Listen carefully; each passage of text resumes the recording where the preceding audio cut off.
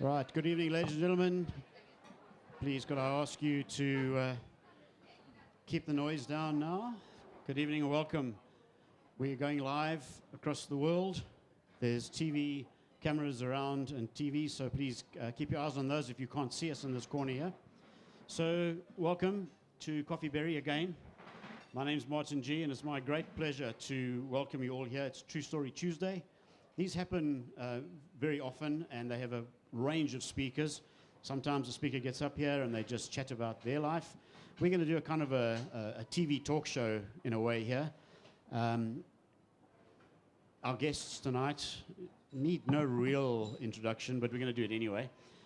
We have the latest Pietermaritzburg swimming sensation and World Cup winner, Matt Sates. And we have his coach, a friend of mine for too many years to remember, Wayne Riddin. So if you'd just like to give them a round of applause.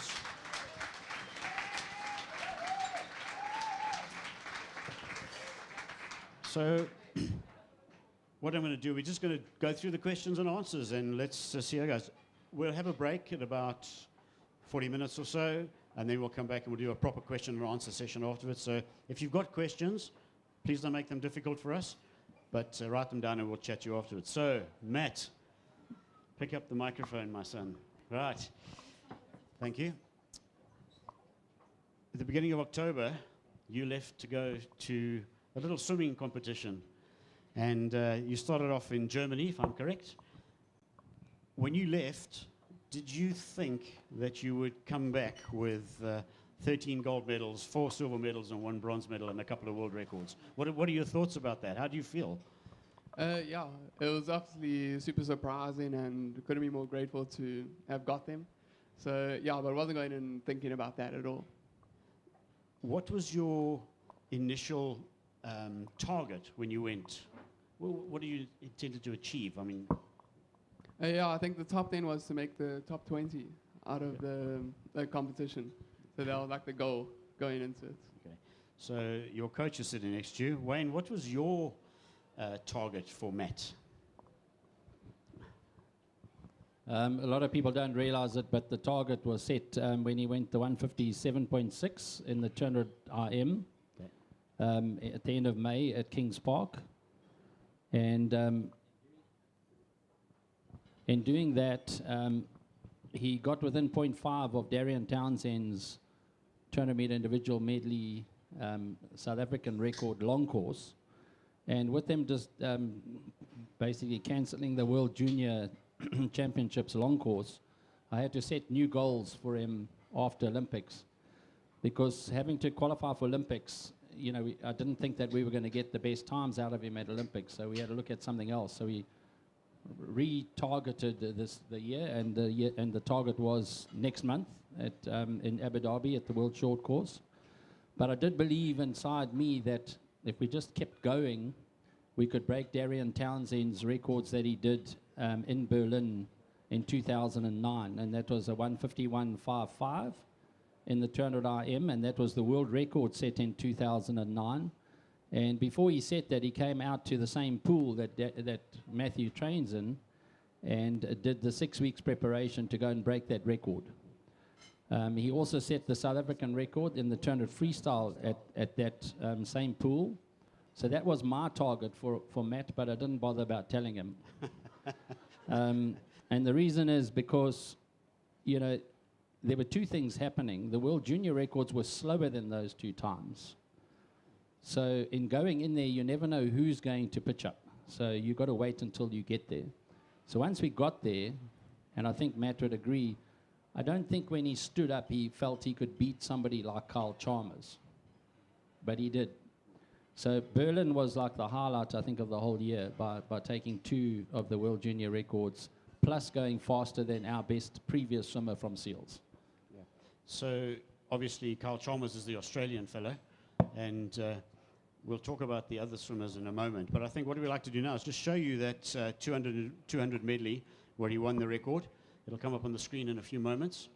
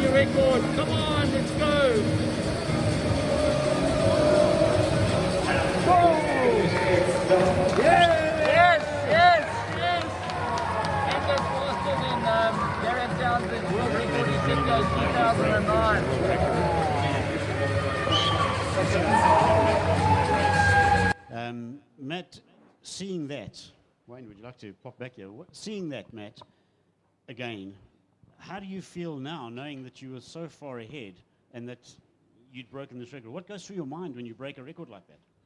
Oh, not that much.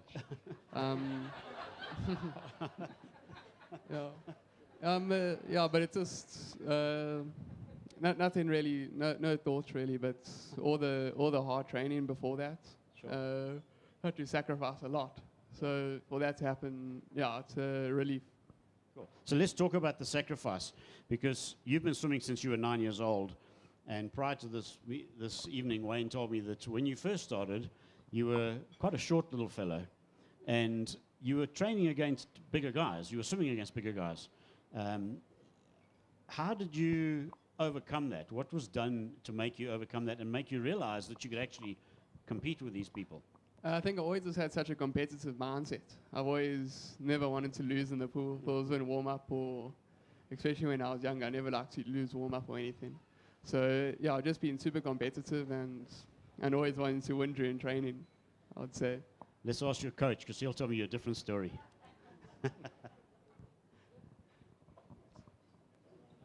So tell us what you did to him to give him that confidence. Okay, so there's quite a few swimmers here that have been in my squads, going way back to Sandy over there. Sandy, you were in the early 80s, eh? So we got somebody, I think, from every decade, okay, of the 43 years I've been coaching. Yeah, okay, so they know what I ask for. It's whether they do it. And what Matt did differently is he did it. So when he was smaller than guys, like he was racing quite often, we had to improve the start. So after training, you would see him going and working on the starts. he would work on the turns extra as well. So he would try and balance the height situation by doing better starts and turns. But his second half or his finish of the races was always his strength. So he's carried on working on his strength all the way through right until now. And if you have a look at some of the races, it all came down to the last 75 or the last 50. But Matt's last 350s basically in a 400 can be as strong as anybody in the world, which he's just proved. So it's a combination of everything, okay? Just making sure. Often he used to like show a bit of doubt in his face, and I would just say follow the program, which I'm sure like lots of people here have heard quite often. Okay, so you've broken Darian Townsend's record in the same pool that he set it. Yeah.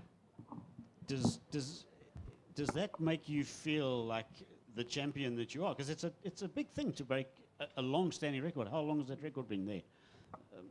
How many years has that record been there? 2009, he set those records. Yeah. So, and that was when they had those old suits that were banned. Yeah. Oh. Okay, so you must remember that as well. Yeah. Okay, so let's just have a look now at the 200 meters freestyle where you won gold, obviously. You did it in a time of 1:40.65, and that was also a world record. Come up on the screen now. Maybe, Wayne, you just want to go through it on the mic because we can't really hear you on there. Yeah, if I can just take the sound down at the back there, Sean. Thanks. So,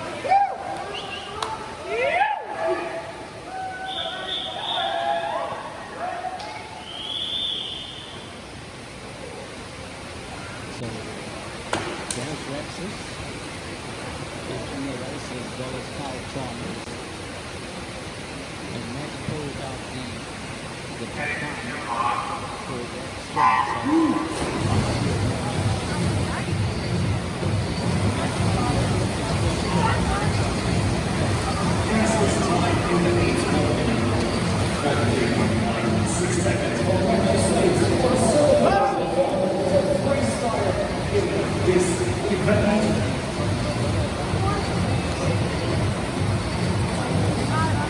Chalmers took the lead. Chalmers won silver medal.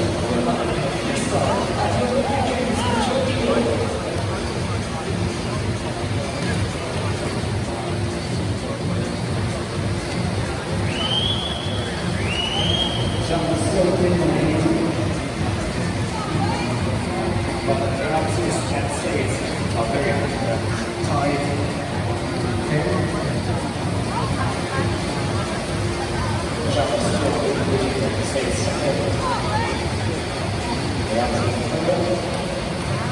Come on, Matt. Jeez, come on, Matt. Come on, Matt. Come on, boy. Wow. So you can see that Kyle Come on, Chalmers is Matt. now Come trying on, to chase him boy. as Come hard on. as he can. And, you know, to stay ahead of a champion. Take that race in. Better turn. Better. Come on. I think it Come on, impressed Matt. Kyle Come on, Chalmers to Matt. the extent that after the next time Come he on, got another beaten, few meters. A few meters. Yes. So that was the 140.65. Okay, Matt has just broken. Matt has just broken Darian Townsend's South African record. 200 meter freestyles, and he wasn't even in the race. Thanks, Wayne. Again, well done, Matt. I mean, another world record. Why not? That's what you're there for. Let's just talk behind the scenes, because we all see what's happening on the television as the swimming carries on. But what we don't see is what happens when you get to the swimming pool. So obviously there's heats in the afternoons or the days before, whichever it works, and then you've got to go for the race evening. What is your prep before a race finals evening? What do you do? Yeah, we'll finish heats. So I think there's usually like 5 hours between heats or 6 hours. So really it's just getting something to eat, and then you sit in your hotel room waiting for like 5 hours. You're just nervous, and you can't even have a nap because you're too nervous to sleep. So yeah, otherwise just waiting in anticipation, and then you finally get to the pool, and then you warm up, and then you're in the ready room again, and it all goes by so quick also. So then then in a blink of an eye it's done. Tell us about the ready room, because back in the day when we were swimming, there was no such thing as a ready room. You just got to the pool and some man yelled at you, "It's the boys, 400 meters freestyle," and you'd go up to this competitor steward and he'd tell you what lane you were in. These days, of course, you know in advance which lane you're going to be in and so on. But you're not allowed to have your coach, anybody in the room. And some of the guys have got headphones on, some of the guys have got their sunglasses on or their goggles on.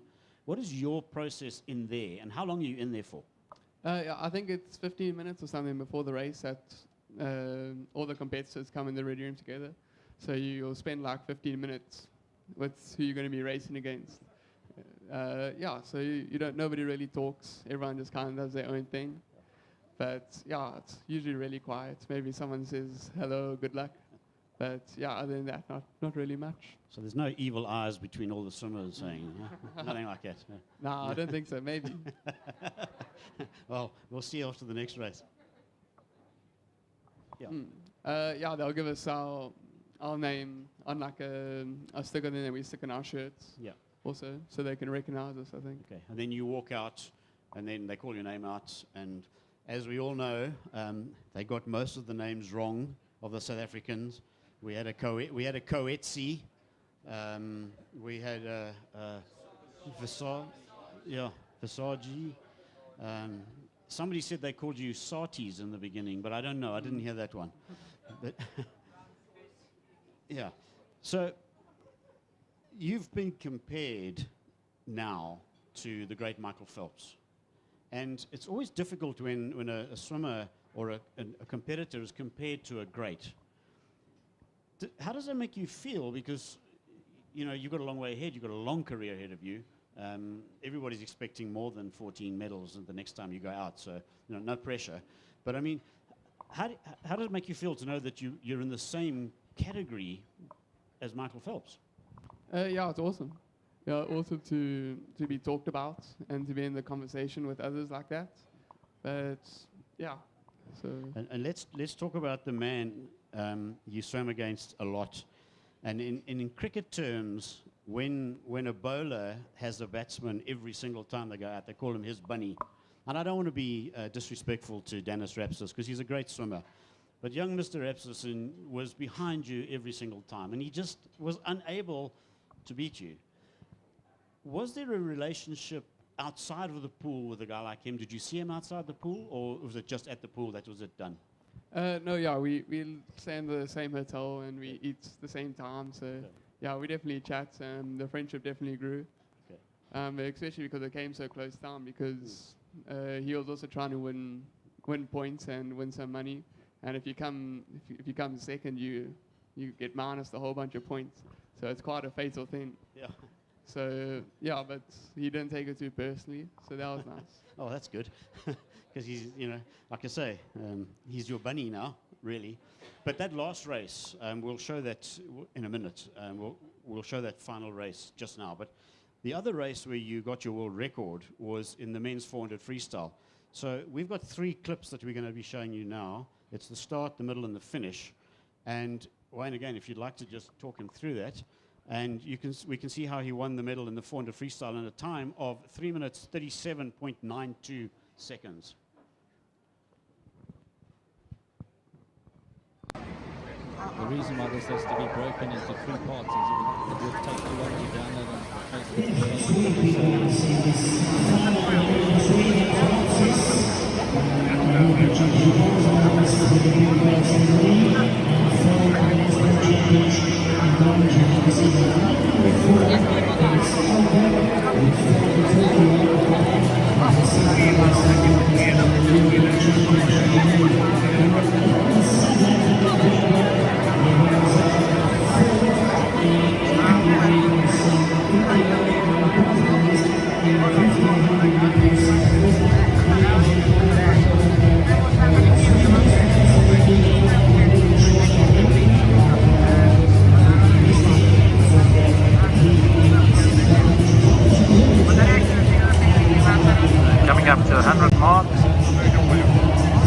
72.56 for Matt. So I knew, okay, that's the end of that little clip, and then you'll go into the middle section, and you'll see that. So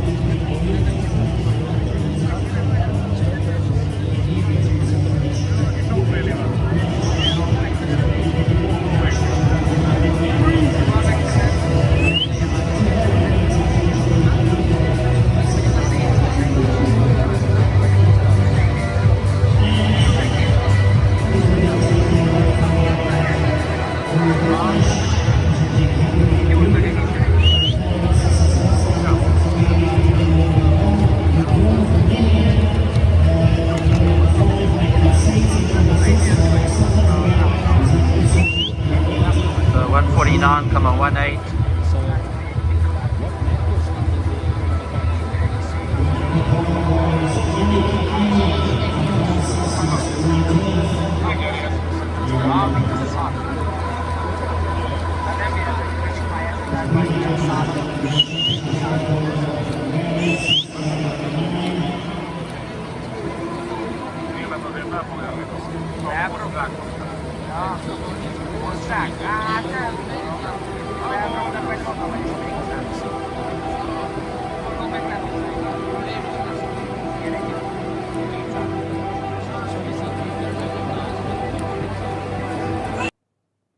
okay, which was just after that. So you'll see now the last clip.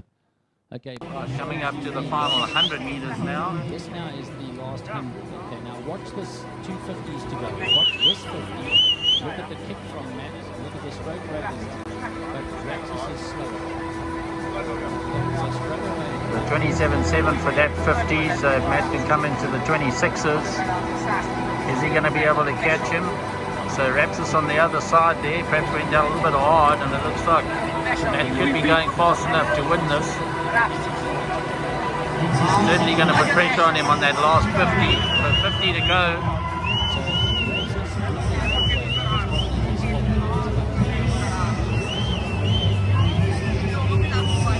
So there's nothing much in it with this 25 meters to go. I think that Matt is going to come through and win it. Excellent swim from him, absolute brilliant. Look at this. There we have it. 3:37.98. It's a new junior world record. Here we go. Another record for Matt Zates.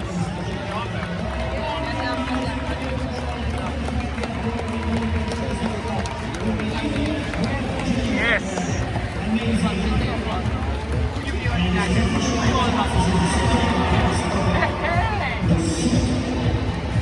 Well done, Matt.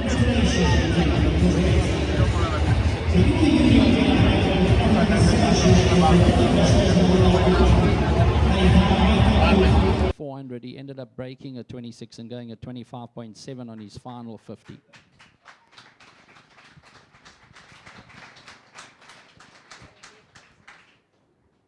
Once again, that's how you break world records. It's not how you start, it's how you finish. Tell us on how unhappy you were about your haircut. Yeah, so we had I think a 2-week break in Hungary before we left for Doha. So I decided that it was a good idea to get my hair cut. So I was looking sharp for Doha. But the Hungarian people that were cutting it couldn't speak English. So they just started cutting, and I had to tell them to stop because I usually like my hair quite long. So I said stop, and then they did a half job. Well, I'm sure, Matt, I'm sure that that's not a big issue in your life because you've got a cap on anyway in the water. All right, so talking of what happens outside of the pool, how do you, obviously you've got a good relationship with your coach. Wayne has to be like a father figure to you, which sometimes is probably not a good thing, or a good thing. No, it's a good thing. Yeah, that's all right, just checking. You've got to say that. But how does the jet lag and the missing home get to you, or does it get you? I mean, because obviously, as an 18-year-old boy, you're now halfway across the world. You haven't got your normal family around you. How do you feel when you're doing that? Yeah, I don't really think about that too much, especially because I think my dad keeps telling me that he was going to the army at 18 years old. So he was there for a couple of years. So we don't really look too deep down in that. But yeah, it's hard being out of your comfort zone for like that, especially with so much stress and just being away from home. I did miss it though. And on how much downtime do you actually get sort of in the week? I mean, because obviously you finish the races on the Saturday night, and then do you fly out the next day? We'll finish the Garleys goes Friday, Saturdays, Thursday, Friday, Saturday, and then we'll fly Sunday.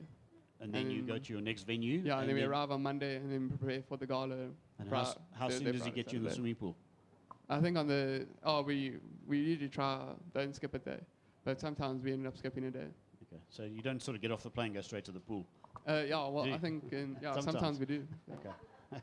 And are the training pools right there at the venue, or are they separate pools? Where do you train when you're there? We train at the same pool we race in, but we were taking scooters actually, I think in Berlin, to the pool. So it was like a 5-minute scooter ride. Well, perfect. Without a license? Yeah, without a license. Oh, just say you're South African, you don't understand. Angas. Wayne, just from your perspective, I mean, Seals has become a very, very, very successful club over the years. We've had swimmers at the Olympics since readmission from Seals. Am I correct? Okay. Yeah, so we're the only club in the country that has had an Olympic swimmer at every Olympics since 1992. Okay. And it doesn't get told that often. Nobody uses that to promote anything out here in South Africa, which is quite sad. Okay, because I think if it was some other coaches, they'd probably be using it as a major thing.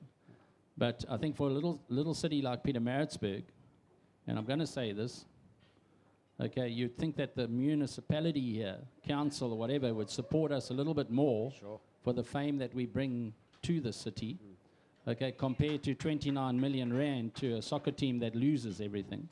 So, hopefully they're going to actually listen and wake up at some point in time. But it's not fair on the swimmers, okay? I always use I have a passion for swimming. I'm sure most people know that. But it comes down to the swimmers, okay? And the decisions are easy decisions to make. It should be for the swimmers. So when we look at this trip, we looked at a bigger group going on this trip, okay? They all pulled out because there was no funding. Okay, so we had to now fund this thing, okay? So I didn't want to let the swimmers down, so I made sure that we could do. So the first trip to Berlin, I don't think people realize, I booked an apartment where 6 of them lived in an apartment and I went to another apartment. So you cooked your own food, okay? Not like the other swimmers that Matt is racing who are at a hotel getting their food cooked for them. So that was our first trip to Berlin, okay? Matt did so well that fortunately in Budapest he was able to go into a hotel. Okay, fortunately, because the apartment we had booked was now a little bit small anyway. Okay, so then Brad Tandy went with him because I said, Brad, please just watch him now because, I'm worried about, people taking advantage of him now that he's done so well in Berlin. So Brad, an experienced guy, being at 2 Olympics, it was a good combination to just keep an eye on him. So from there, those performances, 5 goals in Budapest, then put us onto, and it helped me a lot because I got included with him. So we had free, they're paying for our flights now to the next 2 legs and the accommodation. So it took a huge financial pressure off us. So, if we'd have had more finance available, those 6 swimmers who started with us, and 2 of them are here, Martin and Emily, who also got medals on, in the first 2 legs and in Doha. So if we could find more funding, we could support the swimmers that are at that level as well to get better, because they both did their best times, okay? And it's a little bit sad that we're not getting enough finance behind these swimmers to be able to take it to the next level. So for now, Matt is now also an ambassador for next month for the World Short Course Championships, and it's all because of the FINA opportunity. FINA has put this whole competition out there with such a lot of prize money. So now it's changed his life in a month. Okay, he can now have options from now. Okay, but you must remember that the people below him here now in South Africa haven't got those options. So you'd think people will rally around them and take it a little bit further. But for seals in Pietermaritzburg, I think we've done well. 6 people that are going to the World Short Course next month. Okay, we came 0.4 out of having a 7th one, which was Emily in the 200 IM. Okay, that's how close we got to having 7 swimmers. So we've got the most number of any club in the country going to World Short Course Champs. Well done.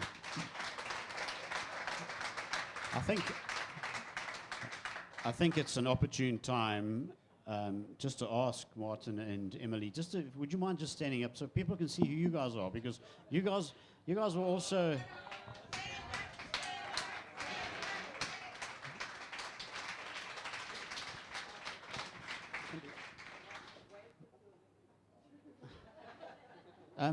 Can I just ask you two guys a couple of questions? I know this isn't about you, but it is, because you guys are SEAL swimmers. If you want to just pop up here for a second, both of you.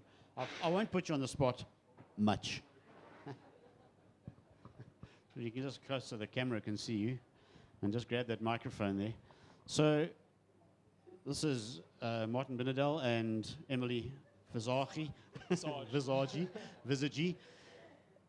Just quickly, Martin, tell us how many medals you won? It was 3 at the end, yeah. 2 3. silvers, 1 bronze. 1 bronze. Yeah. And Emily? Ask coach. Coach will know. Yeah, wait. 3. 3. Okay. And just tell the people quickly what strokes, what you did, what events you did yours in. So I got a medal in one of the relays, and then in the 200 breaststroke, I got my other 2 medals. And Martin? Also the relay, and then the 2 from the 200-meter backstroke. 1 in Berlin, 1 in Budapest. Right. Fantastic. Thanks, guys. Thank you. Give them a round of applause, everybody. Thanks. So we need to talk about this thing called money that we don't get. And Pietermaritzburg is a small town compared to everywhere else who's got so much money. So the appeal that I'm going to make, and this wasn't the purpose of this tonight, but there's enough people in this room who know enough people that can fund money into swimming in Pietermaritzburg. I mean, we've got these Olympic swimmers, we've got these World Cup swimmers, we've got champions. Wayne's trained enough people in his life. You know, we've got the Mid-Mile Mile, which brings in money, which didn't this year. And all those things are done for our swimmers. So if you know of anybody, just get hold of Wayne and say, listen, I've got somebody who can, it doesn't matter what they sponsor. So again, it was just a little appeal. It's not really much to do with Matt and Wayne, but it is. It's about swimming in Pietermaritzburg. And, you know, Wayne's been involved, how many years now, Wayne? Yeah, okay. What you've been swimming for? Yeah, as a coach. 43 years as a coach, 7, 8 years as a swimmer, 9, 10, yeah. Well, we trained together back in the day when we were young and good looking. Now we're just good looking. No, I didn't beat him. I let him win because he was a better swimmer than me. Goes without saying. Anyway, he did breaststroke and I didn't. So that's my excuse. I'll stick to it. Wayne, let's just go back to the training side of things. Matt tells me that he swims 7 odd Ks a day, maybe 9 Ks a day. How do you process that? I mean, to make it not be boring, because it can be boring, as we know, to swim up and down. I mean, obviously, they just get in and do 9 Ks. How do you process that training program for them, for all your swimmers? Okay, so Matt's program from the beginning of the year was to try and obviously make Olympic Games. So we, last year during COVID, we had a target which was going to be the best way of trying to get a qualifying time. So his backstroke was not so great, okay, and to me the IM was the route to go, because we had Chad Leclos on the 100 fly, which is actually one of Matt's favorite races, is the 100 fly, and you don't see him actually racing it very often. But we had to look at, you know, can we get at 17 years old, can we make this Olympic team? So we worked on the backstroke, and he really worked hard at it, okay. We did a lot of IM swimming, and we targeted the 400 IM as well as the 200 IM. So when we managed to get that Olympic qualifying time in the 200 IM, we also looked at, he really wanted to do the 100 butterfly qualifying time as well, but he had Chad Leclos and Ryan Coetzee there. So the Olympic qualifying time for Matt was not the Olympic qualifying time. It was slightly faster. It was a 51.85. So we decided to do a time trial on the same night he had done the 157.6 time in Durban. And the gala went on really late. And And he swam that time trial on his own at 9:30 at night. And he went a 51.83. The problem is he now put Ryan Coetzee out the team. Okay, so that is what happens there. And then he decided, no, he wanted to go faster the next day. And I still said to him, I think we should do the 400 IM. And he didn't really want to do the 400 IM. Because I think he could have qualified there as well. But I'm kicking myself because when I go back now and I look at what his freestyle did at the World Cup, I should have gone after April when he went 148.08 in PE, I should have gone for the 200 freestyle. Because when you find out at Olympic Games and you see that the two British guys who came first and second, you know, they're not that good in my opinion. I'm sorry to say, I'm not trying to down them at all. But all those guys ended up in 144s. Okay, and the Brazilian guy, Sheffer, who raced Matt now at the World Cup, was third in that 200 freestyle by, I think, a fraction, I think 0.2 or something. And he didn't come close to beating Matt in the 200 in the World Cups. So when he got there to Doha and to Kazan. So, you know, like it's always easy to decide afterwards, you know, but in the planning, when you've got a guy that's as versatile as Matt, it's not that easy because you're looking for the gaps.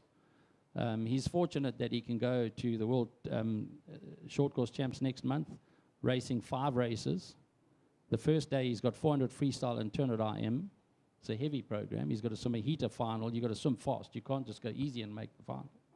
So you're going to have 4 hard races that day. The next day is the 200 freestyle, heat and final. And then he has a breather where the 100 IM is going to be a heater semi-final, and then the next day a final if he gets through to that final. And then he does the 400 IM at the end on its own. So for a change, he's going to have a 400 IM on his own at the end. So I'm quite interested to see what he's going to do there, because that record, the World Junior record, has just been broken at the European Short Course Championships. So it's now a 3:58, not a 3:59, so he's got to go even faster. So, but the preparation is what it's all about, and nobody can ever fault his preparation. Okay, so let's just ask Matt. I mean, you swim all these, you're versatile. Which is the race you really like to swim best? Is there any specific one? I mean, it's easy to say, well, I like them all. Is there one that you really prefer? As Wayne said, it was the 100 fly. Especially seeing Chad do what he does in butterfly. Ever since I was a little kid, that was like my race.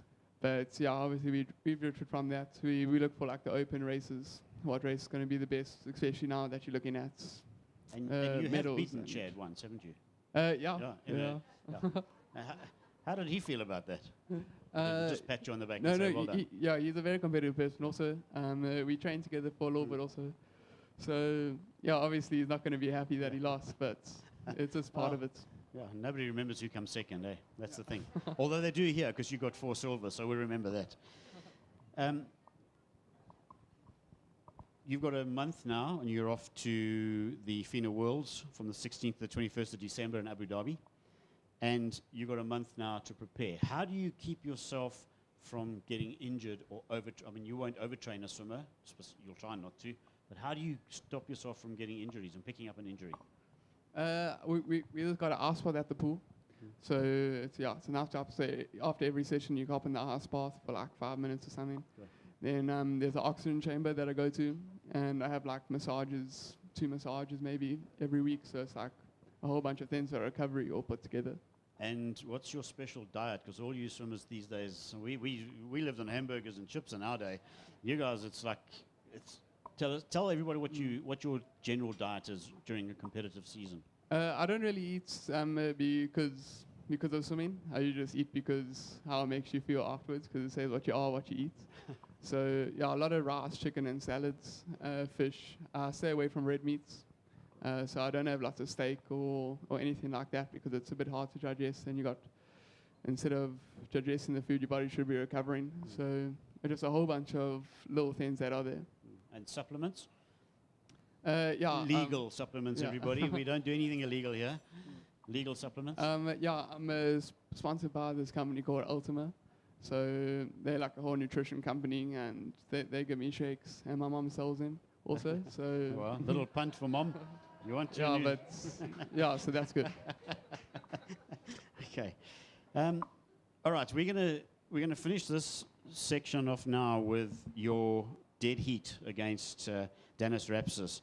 And then we'll just, once that's finished, we'll just quickly talk about that. Then we'll take a 20-minute break, recharge your glasses, and then we'll have a Q&A session after that. Sure. I think this race, because I came second in the 209 the day before, so I needed to get another gold to win the overall points. And if I didn't win this race, I would have come second. So the points would have been gone. So I would have come third overall. So it was all came down to this one.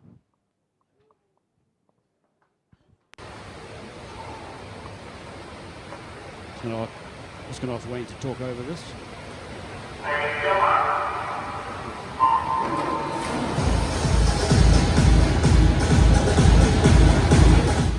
Matt got quieter and quieter on each of these 3 days. He did the job that he needed to do in the 400 freestyle where he needed to win the gold. Because he had got a silver, we were watching before this, Tom Shields then got a silver in the 50 butterfly, which opened up a huge gap for Matt, because he could come second here as well. And then Arno Kaminga in the 200 breaststroke was beaten by Seto. So Matt could come first or second here. So you can see he's been very cautious there, because I said to him, make sure you leave it for the last 50. So you'll see a totally different race here, because we expected the Russians on the far side there to go out fast. So he was a little bit slower at the 100 than normal here, okay? You can imagine how nervous he is. He's racing for a possible $100,000 compared to possibly $30,000. It's a huge thing to have in your head. I didn't discuss it with him. I kept on just being there. Normally I would go up into the stands and leave him. I just sat there until he reported. Okay, just in case he needed something. Okay, so it was so important here. We had never been in this position before. So you can see that we've got the finish coming up here. Now watch Rapsis on his left. Okay, Rapsis had swum off him the whole 200 and was determined to beat him. Now you see it's just a two-man race. Unfortunately, Matt is breathing the other way. And when it came up as a dead heat, I don't think you could have had anything as fitting as that.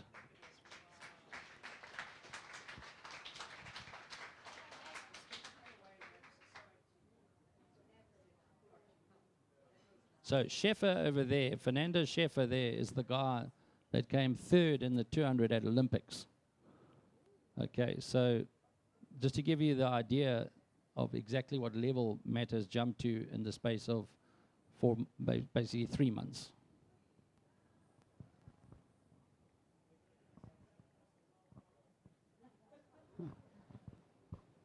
Well, let's just ask you, Matt, the question on everybody's lips is, what did Dennis Rapsis say to you when you spoke to each other in the pool right there? He said he finally got me. Because the lovely part of that was when you were both at the pool waiting to get your medals, you were chatting to each other, and there was quite a lot of laughing and joking going on. And obviously he was chuffed that he now got a gold at last against his nemesis. But he took the first medal and he put it around your neck. Were you expecting that? I mean, it must have been out of the blue. Yeah, no, but you said before, and I put his medal on his neck, so it was a nice, very nice thing to be part of, especially for the last race. Yeah, sure. Because, I mean, you know, at the end of the day, we're all competitive, but we also have to recognize those people around us that are sometimes better than us and sometimes not as good as us. And I think it's about keeping humble. Sport is about humble. There's too many people in sport these days that are not humble. You know, if you look at our national rugby captain, he's the most humblest guy in the world. I mean, you know, and there's a man who's leading his country in rugby. You are now a man leading our country in swimming, which is something 2 months ago you never would have thought. We know that you put your matric on hold because of this. You must be happy now that you did. Yeah, I went to St. Charles, so I did Cambridge. So luckily, after grade 10, I was kind of done. So I haven't been to school in like 2 years or something. Also. Bonus. Oh, you don't need school if you're winning. Yeah, yeah.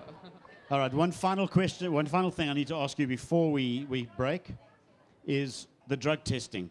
Because obviously, when you win a race, and when you're in 14 gold medals, there must be drug testing. We do it at the Mid-Mile Mile every year. We have drug testing for the winners. Just go quickly through that process. Yeah, I think in like a month I got drug tested like 6 or 7 times. So I don't know how much it is like per week or something, but it was, yeah, I got a bit tiring. And obviously, it's a urine test. Yeah, urine and blood test. Blood. So they'll come and they take it, but like they can come whenever the time, whatever time. So you're just about to go to bed and they'll come knock on your door saying you have a drug test. And now that you're home, is there still drug testing? Yeah, they drug tests everywhere. So they just come and knock it? Well, Yeah, just other nights. Okay. I think like 2 nights or 1 night ago. all right. So there we are. We have a drug-free swimmer. How cool is that? Thank you. All right. It's 7:45. We'll take a 20-minute break. We'll be back here at 8:05. So if you need to go to the loo or anything, please do that. And we'll be back at 8:05 for a question and answer session. Thank you.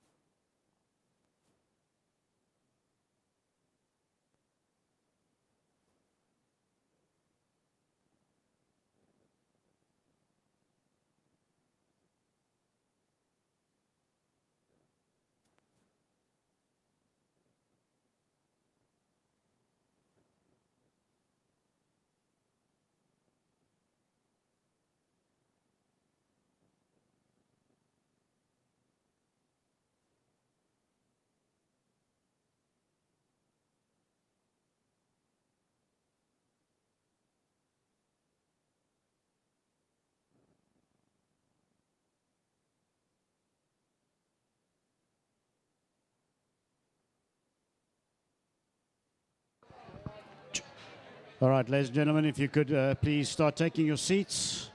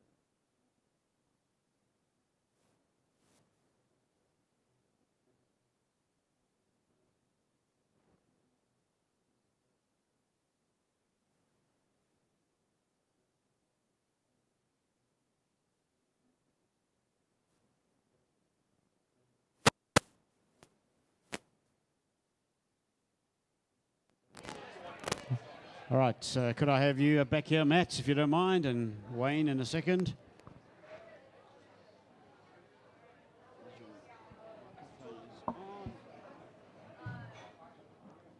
Right. Just waiting for the coach. Bring your whiskey. Nobody minds.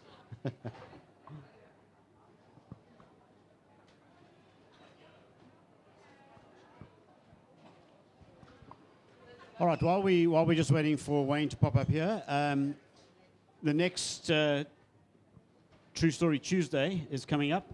It's this lady here, Marla Naidu. If you look behind the screen, she's a biomedical research scientist. She's an author and wellness motivational speaker.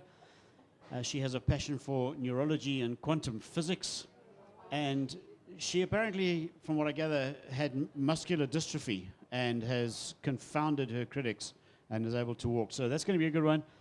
Bookings at info@coffeeberry.co.za. Book now and come and see that one. That's in a week's time, the 23rd of November, 2 weeks' time. Right, welcome back. Yeah, time goes slowly in the corner here. It's next week. Right, welcome back, and welcome back to the live stream. We are going to just finish off a couple of little questions and little funnies here. And then we're going to do some question and answers. So if you've got your questions ready, be ready.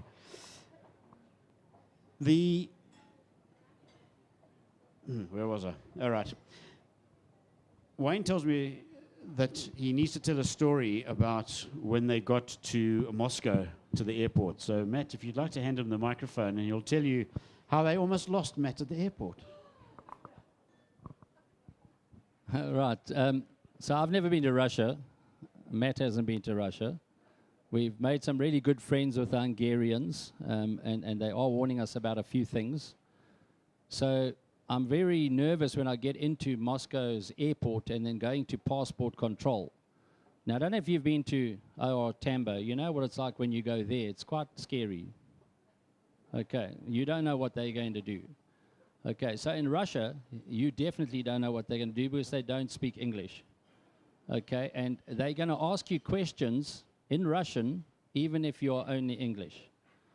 So I'm standing at the one counter, and Matt is next to me over there because I'm keeping a close eye on him because he may leave a bag behind or whatever the case is, and I'll have to catch him up. And so we're watching carefully what we're doing. Okay, but we don't want to get separated in Russia. So at the counter, this guy, I don't know, did you have a lady? He had a lady at his counter. I had a guy. Okay, so the guy says to me, like, eventually I worked it out what you're doing here. So I said, international swimming competition. So with all the other swimmers, we get taken upstairs and we wait. Okay, now we're watching that the plane now that we were going to catch is now going to be taking off. But Matt's not with us yet. He's gone. Okay, I haven't seen him for probably an hour. Okay, so you do not know what's going on. You could not go onto the Wi-Fi in Moscow airport because you needed a Russian number to get an SMS back. So there was no comms. So you do not know what's happening. So eventually there was another swimmer from Algeria and myself left, and eventually we had to just start moaning, and I think they thought they better send us off. So they take us back down to the same counters, and still the Algerian goes through, and I'm still standing there. And I'm wondering, why are they doing this to me, okay? Because now I don't know, Matt's gone, so I'm assuming now he's gone through. So eventually I get through, I'm the last one, and I get to the gate where we've got to now check in our bags, and they say, nope, keep your big bag. You got to go straight to the plane. My problem is I got whiskey in my bag, so I don't want to go through security because they're going to take my whiskey. Okay, but I go rushing off, this Algerian and myself, we go rushing off to the gate, and Matt's standing there calmly with his big bag as well. So I said to him, please tell me, how did you get through? He says, I said I was a tourist. So he should have said that lady liked me. It was probably the haircut, actually. So, Matt, you ended up, after 4 weeks of intense swimming, with 227 points. And you beat Tom Shields, who was in second place, on 224.4. And then Onno Kaminga from the Netherlands was on 224.1. So there was very little between Shields and Kaminga. But did Tom Shields say anything to you? I mean, he's almost double your age, I think. What's he, 30? Yeah, I think he's 30. 30 or something, not quite double your age, but it's close. I didn't do maths at school. So how was he towards you? I mean, obviously you wanted to win, but miffed. Yeah, he's American, so they're very loud and... Careful, there's some Americans watching. But they show their feelings lots. Yeah. So that is nice. But after I won, he came give me a big hug. Did he? So that was nice, yeah. Oh, cool. You know, watching him on the television, you obviously see the persona that he's giving to the commentators. But he seemed to be quite a nice guy. I mean, as you say, Americans tend to be brash, not like us. But he must be a bit miffed too that, you know, the money he won is the money he won. But the money you won is like multiplied by quite a lot of numbers. So you actually won a lot more than him in our money. So yeah, it's nice that we can actually have one up on the Yanks. Am I right? All right. Okay. So, and then I also believe that you trained a bit with Kyle Chalmers. Is that correct, Wayne? Did you have some training sessions with him? Shared it.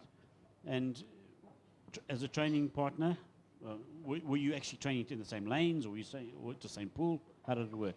No, I wasn't really training with him, but like the same pool area. But he said I can come to Australia whenever I want to train with him there. So that's nice. Oh, that's cool. That's cool. Well, you're not allowed to go to Australia. You're not allowed to leave South Africa because you're ours. Yeah. And it's as simple as that. So don't even think about it. Forget about Georgia. Forget about all those things.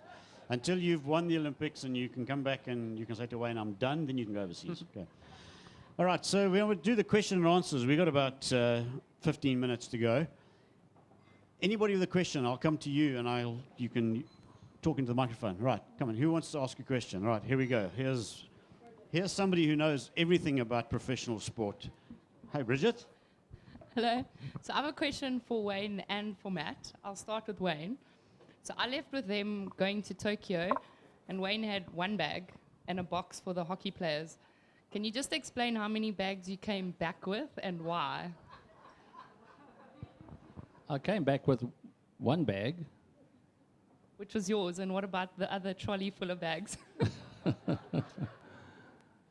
Well, they had Amazon in Japan. So I could buy a lot of things that I couldn't get in South Africa, yeah. So, and they delivered to the village, so I increased by one bag. Are you sure? Was it just one or Just two? just one bag, just one bag. Okay, just checking. But I didn't lose anything there. I didn't lose anything there. No, don't worry. I have a question for Matt as well. Okay, so Matt, when you go to warm up at the pool, you take quite a few things with to warm up with. You have a towel, you have your goggles, your cap, a few other things, okay, and you usually put it in a bag. If I take things out of bag, I put them back in the bag.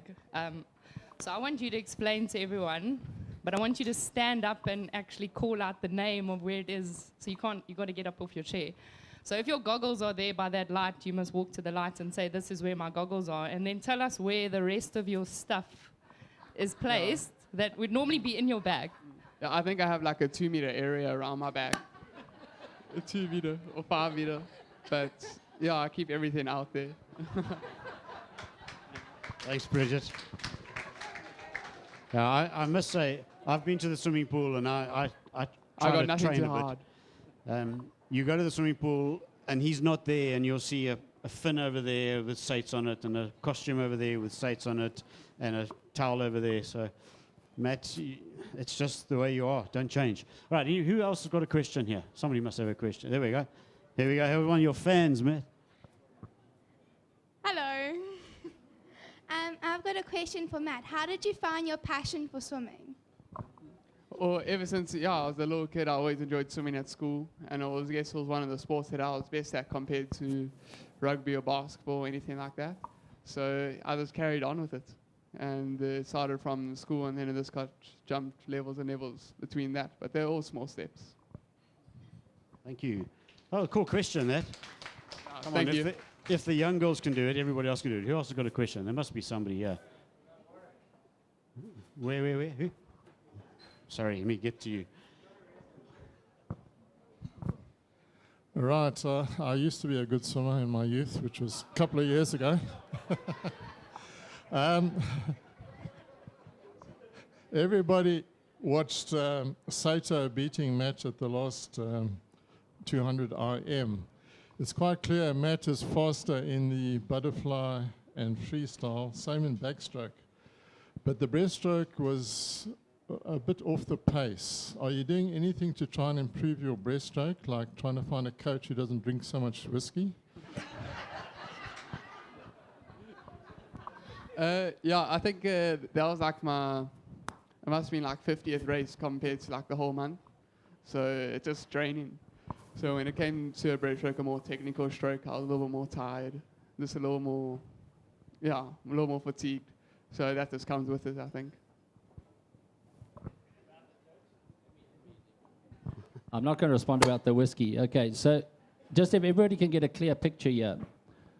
If you're doing four of those legs, okay, you've got the first two were quite taxing for Matt.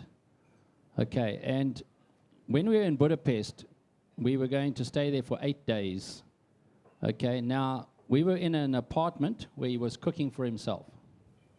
Okay, so between Kobe and DeBello and himself, they were cooking for themselves. I wasn't cooking for them, they were looking after themselves.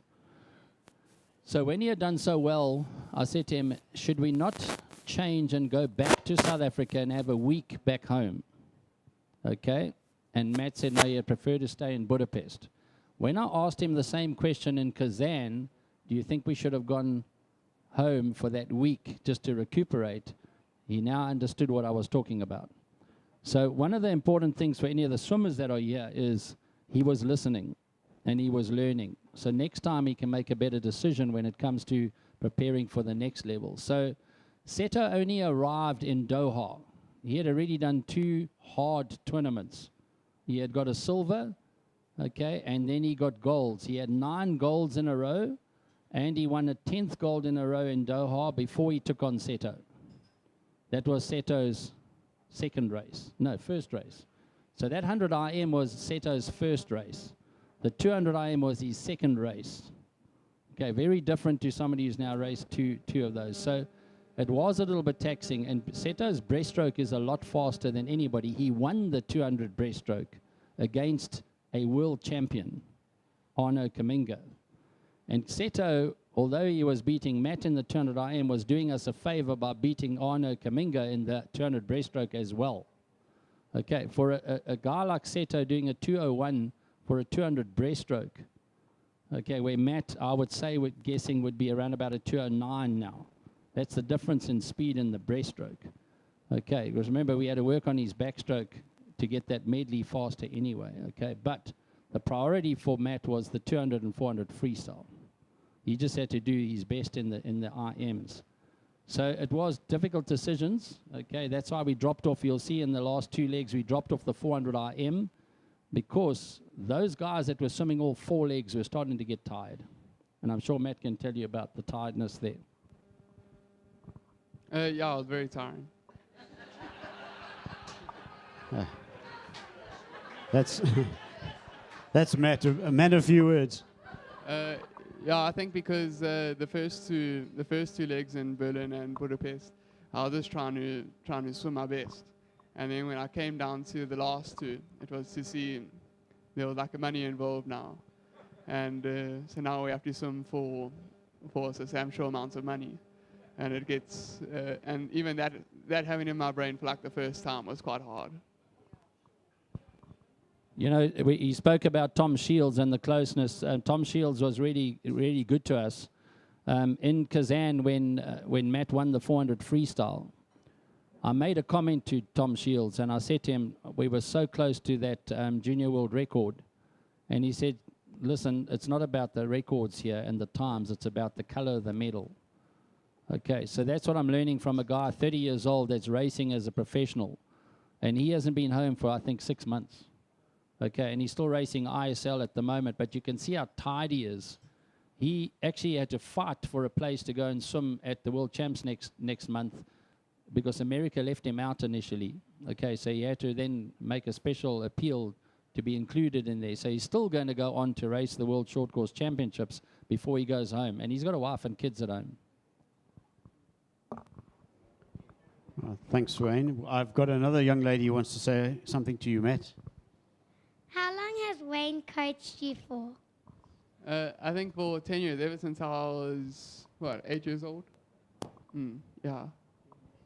Well, so there's time for you. You can go and Wayne will coach you for the next 20 years. All right, anybody, did you want to ask something? Yeah, Matt, I just wonder, I don't know, everybody was here last True Story Tuesday when I think it was 2019, 2019, yeah, and you were a really good swimmer then, but now you like a really, really good swimmer. There's been a massive improvement, and I will tell people the story behind this afterwards, but is there any truth in the rumor that your improvement has come from the fact that you've learned to lock your cell phone in the locker when you go to gym? Yeah, I think you caught me once, on my phone at gym. No. Matt, he wasn't caught once. I'll tell you the story. So I'm telling my wife, Sue, about our next True Story Tuesday speaker and wada, and, he's Matt Sates, and like she doesn't follow swimming, so she doesn't know who Matt Sates is. And then the poster, and she'd been telling me before when she'd come back from gym, she says, there's this kid at the gym, this blonde kid, and he just sits on his cell phone all the time. I don't actually know what he's doing there. So anyway, we get the poster for True Story Tuesday. I said, there's Matt Sates. That's the kid I see in the gym. You see, Matt, your past is coming to haunt you. Thank you. Thanks, Con. By the way, this is Con. He owns this little place here. So give a round of applause to Con for putting this on every week. Yeah, thank you, Con. Is anybody else wants to ask anything? Hand up. Here we go. Sorry. Thanks very much. Matt, you're 18 years old. I mean, the sacrifices, not only the school that you mentioned, but you must have a lot of social sacrifices that you make. Oh yeah, definitely. I really only see Martin and Emily at the pool, and they're the kind of the only people that I see outside of, at the pool. So yeah, I have to make sacrifices everywhere, kind of. Thank you. Anybody else? All right, here we go. I'm going over here. Hope we don't go out of range here. Matt, please can you tell me how do you combat the boredom watching that line all day, every day? But boredom isn't an issue. It's more the muscles is feeling sore all the time. But yeah, Wayne does some interesting sets, and we push it to the limit each time. So we're just trying to gasp for air more than that isn't that boring though. So.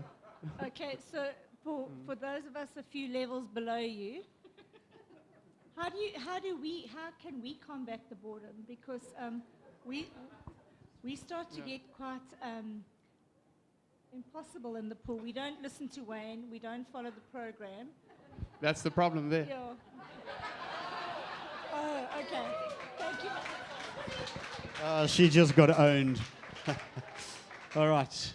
Got time for one more question. Anybody else? Here we go. Well, don't put your hand up and then say no.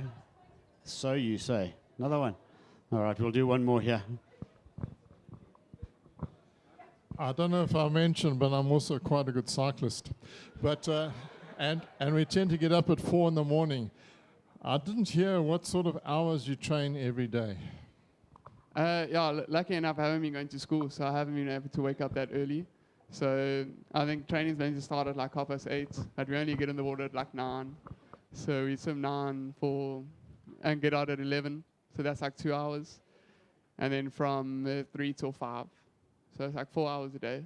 And then like ice baths and recovery in between. Thank you. Thanks for all those questions. Wayne wants to tell another story. But before that, I'd like to thank Con for putting this all on. And my mom especially. She has to keep up with all of it for a whole month. So that's nice.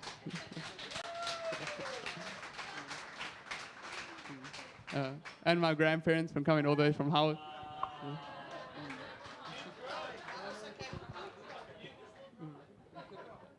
And if Fina's watching, so thanks guys for putting it all on.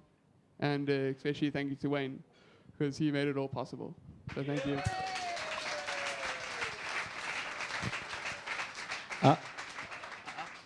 If this is finishing off, I wasn't trying to have the last word, okay, but parents, okay, with a swimmer at a level that Matt is at, okay, can be a major disaster. Okay, and it takes a lot of calming, okay? So you're not only coaching somebody, you're calming somebody on the other side. And when you as a coach are nervous, and the parent is showing how nervous they are at home and their grandparents and whatever the case is, okay, and saying, but I can't download this and I can't do this, and I'm trying to actually watch Matt, and I'm getting messages from South Africa, okay, so it's quite daunting, okay, but on the last night in South Africa, and I want the competitors, the people are going to be competitors, think about this, okay. On the last night in South Africa, there seems to be some sort of thing that says that they must go and have an after party. Okay, that's what the norm is in South Africa. When we finish South African championships, there's an after party. Okay, now we're at the World Cup, and we are finished, and he's won a lot of money. And Mom is saying, please don't let him go out. I'm saying, okay. So I said to Mom, I said, guess what? I sat here listening to Kyle Chalmers, 22 years old, tattooed. Have you seen his tattoos? Okay. You want your kid to have a tattoo like that? Half of you are going to say definitely no. Okay. But this guy turned around and said, you know what? I'm going to be asleep in the next hour. There's no after party. There's no talk about an after party. He's a professional swimmer. Okay, then he's talking about how he set himself up because he knows what Matt is about to go through. Okay, now Kyle turned around and said to me, I stopped doing the 200 free because I couldn't win this tournament anymore because Matt beat me twice. And he went and did the 50 fly. Okay, and then he went on to break the world record. Now this guy sat talking to me and discussing his swimming with me, okay, openly, okay, and his coach was sitting in South Africa, in Australia, right? He's in Adelaide. He turned around and he said, I train on my own. Okay, now a lot of you parents will turn around and say, but I'm training, the kid's training on their own. I've got to find a place where I can get him to train with somebody. It's not about that. It's about the clock. That's what Matt's done, okay? But he turned around and said, I have a spare room. He's welcome anytime. But one of the important things he said was, and Matt was sitting there, okay, he said, I set up a company when I started doing well, and I pay myself a salary. And guess what? He pays his mother a salary as well. Okay, and this was coming from a guy 22 years old. Okay, I didn't know that about him. I didn't know the things that Emma McKeown, who's one of the world's best female swimmers, okay, what they go through as Australians. Their Australian federation is just the same as ours. Okay, they were battling with things about who's got rights to them. Australia were trying to make them sign their rights away so that they could get money from companies to sponsor Australian swimming. So it's the same for everybody. They're trying to be professionals in a sport that's very complicated. Okay, but the important lessons for Matt here was that he had somebody sitting there saying, this is what I did. The important thing to me was that he turned around and says, and I'm paying my mother a salary. Okay, and that changed my whole opinion of all of those Australians. Okay, they were swimming as professionals. Okay, he's now faced with that same decision. I've got to swim as a professional from now, and how do I do it? The problem that we have too is that all of a sudden there's all these experts out there that had nothing to do with the preparation to where we've got, that suddenly feel they know better. Those are the dangerous people. They're the vultures. That Sammy phoned me on that Saturday night when he won and said, Wayne, just want to tell you, beware of the vultures. Okay, and that's where the problem comes when it comes to professional sport. So I hope that's not going to end on a bad note. So Martin, it's over to you. Thank you. Wise words, though, really wise words. I think it's very important that Matt learns lessons from those people, and our other professional swimmers here learn from those people. We've got a lot of professional swimmers, sportsmen here tonight. Guys, we need to be talking to each other. We need to be helping each other. We need to be listening to those people that know, because those people that have been in the sport know. Those that haven't been don't know. So let's just remember that. So on that note, we're just about finished. There's a little bit of housekeeping to do. If you are parked downstairs, that car park closes at 9 for some obscure reason. But you've got half an hour, so don't rush. I'd like to thank Sound Mechanics, and that's Sean and Richard, who've done all the sound for us tonight. Coffeeberry, which is Con and his staff who've worked their tushes off tonight. Thank you, staff. Round of applause for the staff.